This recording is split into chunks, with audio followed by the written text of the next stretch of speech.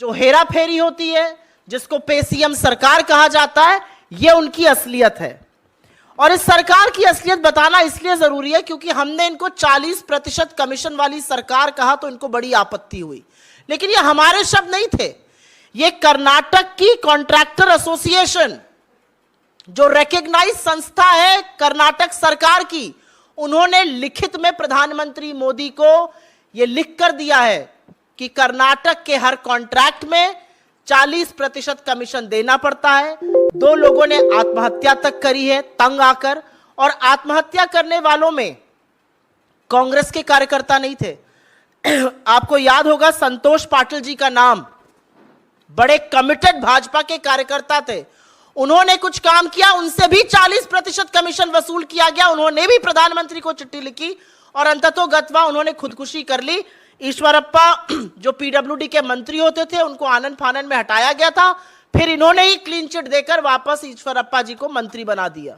यह असलियत है सरकार की 40%। और कमीशनों को गिनाने पर आ जाऊं और स्कैमों को गिनाने पर, तो पीएसआई का स्कैम हुआ है, मोलासिस का स्कैम हुआ है, लेबर डिपार्टमेंट का स्कैम हुआ है, तमामों ऐसे स्कैम हुए हैं जिससे कर्नाटक सरकार घिरी हुई है। ये कर्नाटक ही है जहां पर सड़कों पे गड्ढे नहीं है, गड्ढों में सड़क ढूंढनी पड़ रही है इन सारे स्कैमों के चलते। लेकिन वापस अगर इनकी बात करी जाए, जो प्रशांत माडल जी पकड़े गए हैं, उनके पिता अभी भी फरार हैं, विधायक हैं, और विधायक ही नहीं है, वो चेयरपर्सन है Karnataka soap and detergent limited के।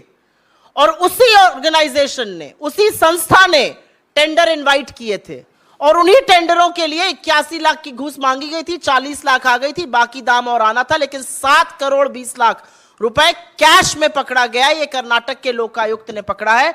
इसके बारे में भारतीय जनता पार्टी के सामने सुई टपक सन्नाटा, एक शब्द नहीं बोला जाएगा।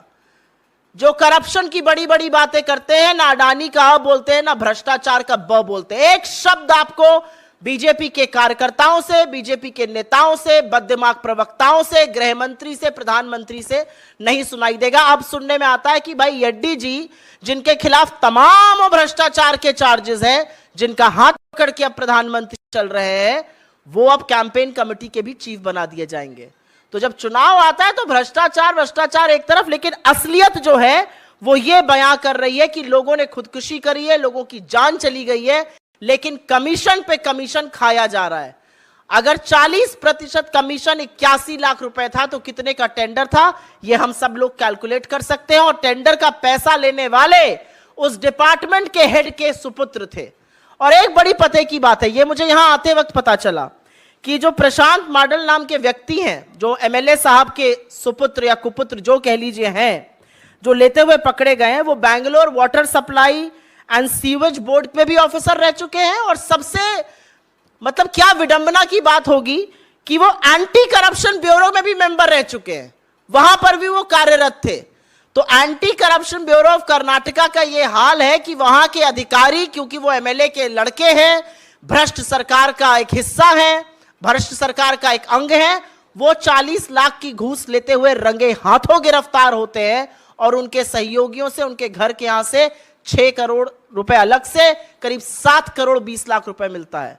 मैं पूछना चाहती हूं, आप इस तरह से कर्नाटक का चुनाव लड़ेंगे? और कर्नाटक की जनता त्रस्त है। कर्नाटक की जनता को पता है 100 रुपए का काम है तो 40 रुपए तो पहले कमीशन में खिलाना ही पड़ेगा।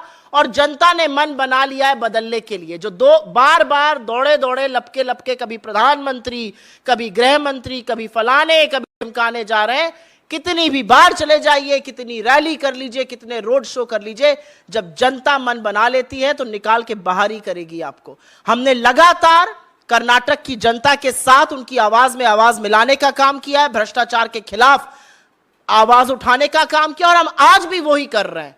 और यह जवाबदेही तय होनी चाहिए कि कैसे एक डिपार्टमेंट का हेड, जिसने की टेंडर इनवाइट किया था, उसी का लड़का इतनी बड़ी घूस लेते हुए पकड़ा जाता है।